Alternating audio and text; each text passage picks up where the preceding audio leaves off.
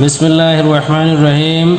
দণ্ডবিধি 1860 বা the penal code 1860। যদি কোনো ব্যক্তি জাল দলিলকে খাঁটি হিসেবে ব্যবহার করে, তার শাস্তির মেয়াদ কত? জাল দলিল করার শাস্তির সমান। দণ্ডবিধির কত ধারায় দলিল জাল করা সম্পর্কে বলা হয়েছে? 470 ধারায়।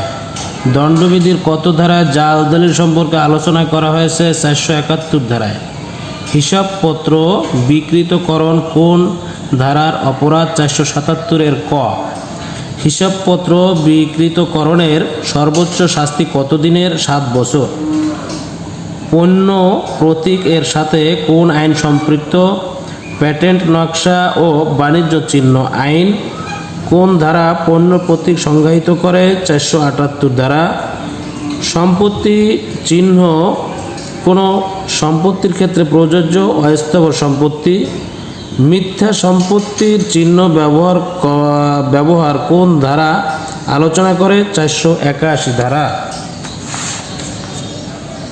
মিথ্যা পণ্য প্রতীক ব্যবহারের সর্বোচ্চ শাস্তি কত দিনের? 1 বছর।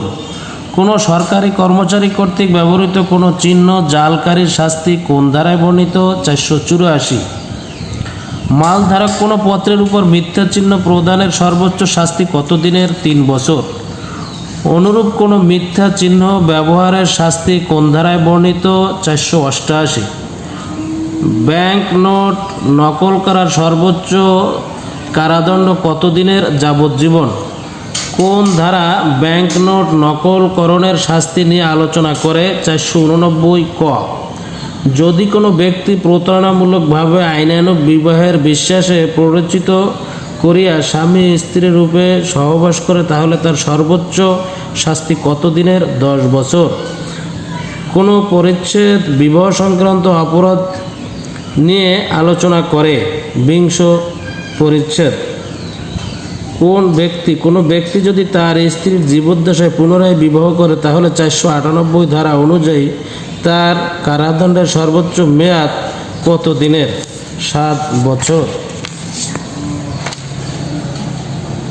কোন ধারা প্রতারণামূলক বিবাহ অনুষ্ঠানের শাস্তি নিয়ে আলোচনা করে? 496 ধারা। প্রতারণামূলক বিবাহ উদযাপনের সর্বোচ্চ শাস্তি কত দিনের? 7 বছর। 497 ধারায় আলোচ্য বিষয় কি? ব্যভিচার। ব্যভিচারের সর্বোচ্চ কারাদণ্ডের মেয়াদ কত দিনের? 7 বছর।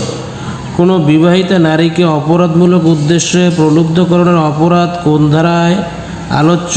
498 ধারায়। 21 পরিচ্ছেদের আলোচ্য বিষয় কি? মানহানি।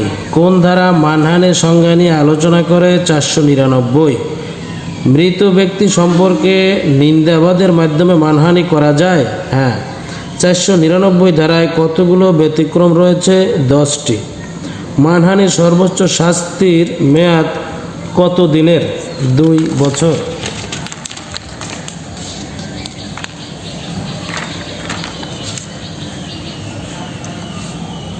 মানহানি বলিয়া পরিচিত বিষয় মুদ্রণ করার শাস্তি নিয়ে কোন ধারা আলোচনা করে? 501। অপরাধমূলক ভীতি প্রদর্শন, অপমান, অনিষ্টকরণ কার্য ও বিরক্তিকরণ নিয়ে কোন পরিচ্ছেদ আলোচনা করে? 22। অপরাধমূলক ভীতি প্রদর্শন কোন ধারার আলোচ্য? 503 ধারা। শব্দ দ্বারা অনিষ্টকর কার্যের সর্বোচ্চ শাস্তি কত দিনের? 7 বছর। অপরাধ করিবার উদ্যোগ সম্পর্কে বলা হয়েছে 511 ধারায়। যেখানে দণ্ডবিধির কত ধারায় যাবজ্জীবন কারাদণ্ডের অথবা কারাদণ্ডে দণ্ডনীয় অপরাধ সংগঠনের উদ্যোগের সাজার কথা বলা হয়েছে? ধারা 511। দণ্ডবিধির কত ধারায় চুরি করার উদ্যোগের সাজার কথা বলা হয়েছে? 511। ক। একটি বাক্স ভাঙ্গিয়া কিছু গহনাপত্র চুরি করার উদ্যোগ গ্রহণ করে বাক্সটি ভেঙে দেখে ইহাতে কোনো গহনাপত্র নেই, এক্ষেত্রে ক। দণ্ডবিধির কত ধারায় সাজা প্রদান করা যাবে? 511 ধারায়। 511 ধারার অপরাধ কি মীমাংসাযোগ্য? হ্যাঁ। 511 ধারার অপরাধ কার অনুমতি সাপেক্ষে মীমাংসাযোগ্য, আদালতের অনুমতি সাপেক্ষে এটি মীমাংসাযোগ্য।